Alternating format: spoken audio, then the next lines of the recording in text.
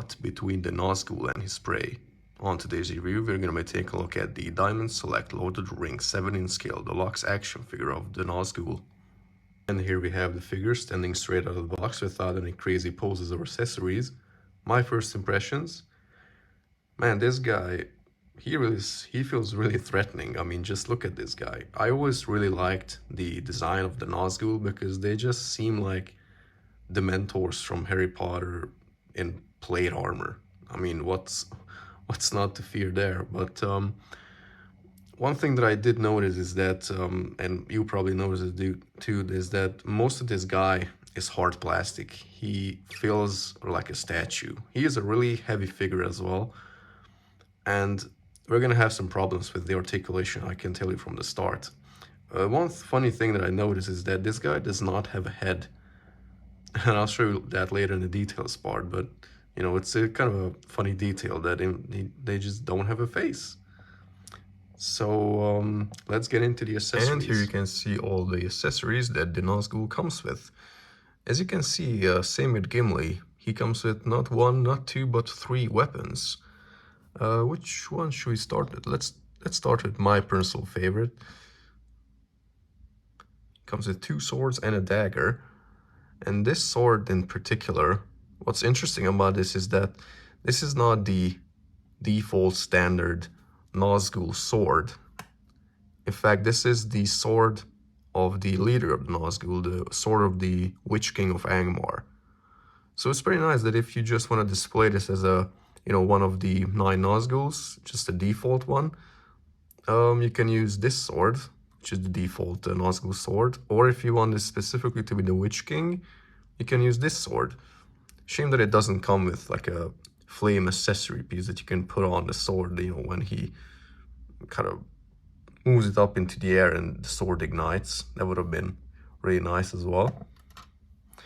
And let's take a look at this, because he also comes with a scabbard for the sword. It's a nice shiny plastic, but I don't know why they just left it like this. It's really shiny. It's kind of weird. I also don't know why these holes are here. Maybe you could, you know, put a string in between them and you can holster it onto the figure, because I'll show you, there's no place to holster it on the Nazgul. You could, you know, theoretically put a string here and kind of just have it kind of here, I guess, but you have to do it yourself because there is no string or belt included. And you can pull the sword out, of course. This is a very nice looking sword as well. It's a really big sword.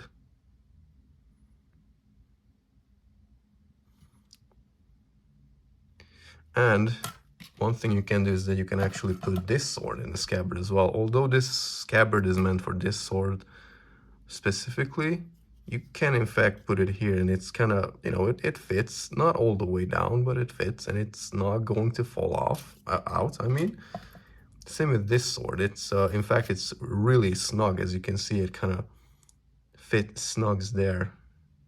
It's not going anywhere. But with the dagger, it's really loose. But it's, you know, it's still good. You have the same holes. Same with the sword scabbard. And just take a look at this, the Nazgul blade or dagger. This is also used by the Witch King of Angmar, I believe.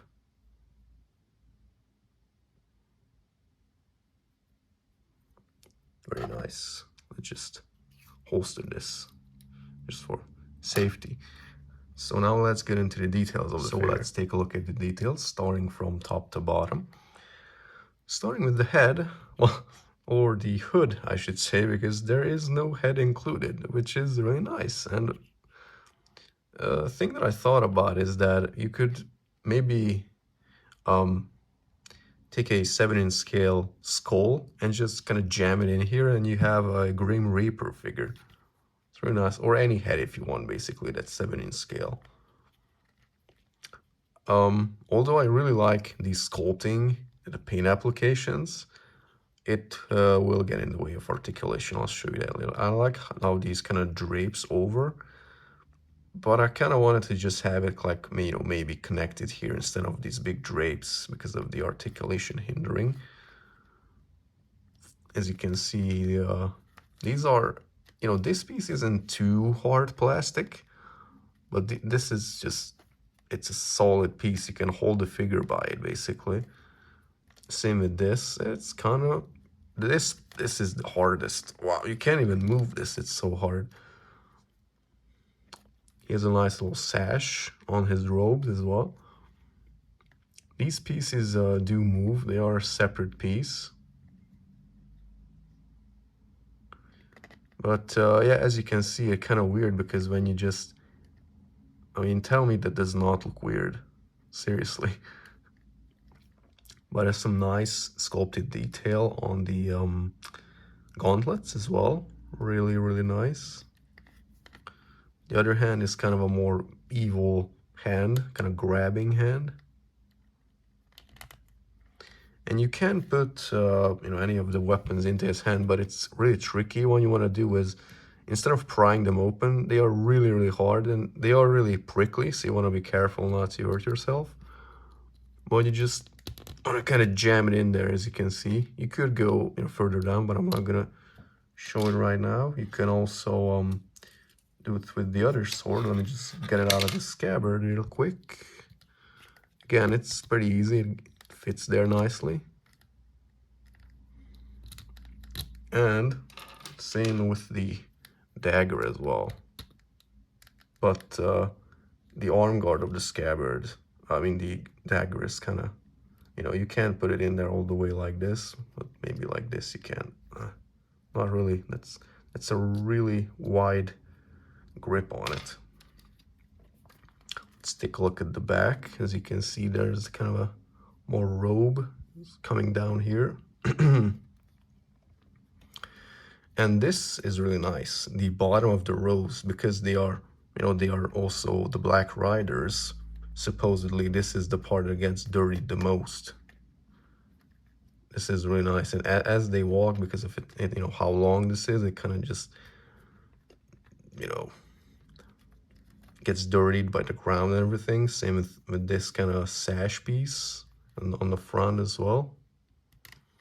And I like these when you just have the arms, you know, kind of in a downward position. That's fine, but if you have them like this is crazy. And let's take a look at the legs, because this is also really nice. Look at the details on these sabatons, I believe they're called. You know, an armored boots are basically sabatons. Correct me if I'm wrong.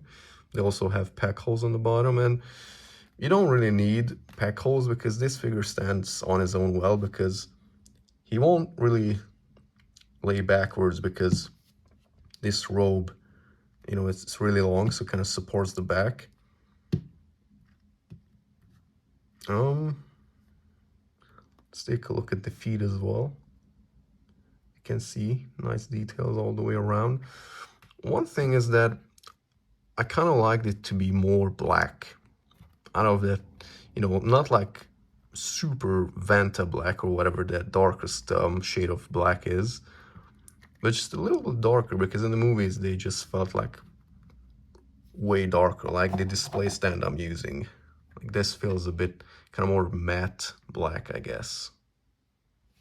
Well, in person it's more black, I assure you, but so yeah, I would have liked it to be a bit more dark, because you can see like some light gray paint application somewhere. I don't really like that. It's all right, but so now let's get into the articulation part. Now let's get on to the articulation. With this figure, this will probably the worst part, but let's get on with it. The head is supposedly on a ball joint, tiny little ball joint, as you can see, but it does not go up whatsoever. It doesn't go down whatsoever. These kind of cloth things get in the way as well, so it just kind of has a swivel, this much to the left, this much to the right. Doesn't even really go, he can't do the exorcist move. Arms are on a hinge, they go out this much, So he can almost pull off a full T-pose. They rotate all the way around. This is a separate piece, so it kind of gets out of the way. Single joint goes about, 90 degrees. It does have a swivel on the lower arm. Arms can swivel and horizontal hinge on both of them. Torso. It looks like there's actually a cut here, sort of a separate piece, but well, if you want to get in there, there is actually, there is a swivel, but that's it. Legs go out this much, very far from the Jean-Claude Van Damme move. Go out this much. That's actually really nice. Wow, that was surprising. And they do not go back whatsoever, really, because this back piece is just so solid. And there is a thigh cut, so it can swivel. Single jointed knees. Goes about, oh, I'm lying, double jointed actually. That's pretty good. And then the feet are on a hinge. Go back this much, go forward this much, and rocker side to side. Alright, now let's get into the size and comparisons. The Nazgul stands at approximately 18 centimeters at the top of his head, which in inches translates to 7 inches in height. Here he is standing next to the Diamond Select Frodo. As you can see, the height difference is pretty nice here. Here he is standing next to the Diamond Select Boba Fett. And here he is standing next to a can of Coca-Cola, as always. And final thoughts on the figure. I think the sculpting and paint application on this figure are pretty nice, but articulation-wise, he seems kind of like a statue to me more than an action figure. Although if you can look past that, it's a pretty neat looking figure. I mean, just look at this pose that he can pull off. He looks pretty menacing on your shelf. And he also comes with 3 separate weapons that you can display him with, which is pretty nice as well. Forgot to mention that he also comes with the waist of Sauron Build-A-Figure piece. It's not the most interesting part of Sauron, but it's a really essential one nonetheless. I mean, every part of Sauron is essential if you think about it. Sauron will be coming as a review on my channel as well, so if you want to check that out, subscribe to my channel. This was my review of the Nazgul Diamond Select figure.